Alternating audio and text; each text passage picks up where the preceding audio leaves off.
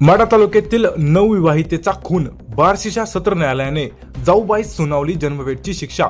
याच्याबद्दल सविस्तर माहिती अशी की सिद्धेश्वर जाधव यांची मुलगी उज्ज्वला हिचे लग्न किरण लक्ष्मण पांडुळे यांच्याशी 29 नोव्हेंबर 2022 मध्ये झाले होते। तिच्या घरी पतीसह दीर, सासू सासरे, जाऊ असे राहण्यास होते। उज्ज्वला ही माहेरी जाताना तिने तिचे मंगळसूत्र व कानातील सोन्याच्या रिंगा कपाटात ठेवल्या होत्या।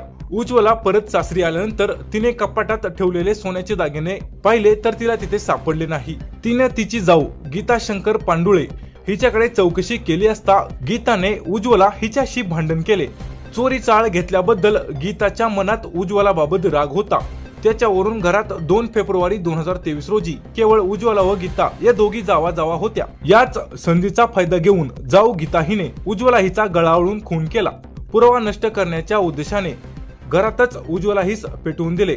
तसेच पुरावा नष्ट करण्यासाठी उज्ज्वलाने आत्महत्या केल्याचा बनाव रचून स्वयंपाकघराच्या दरवाजातून बाहेर येऊन घराचा मुख्य दरवाजाला बाहेरून कुलूप लावले।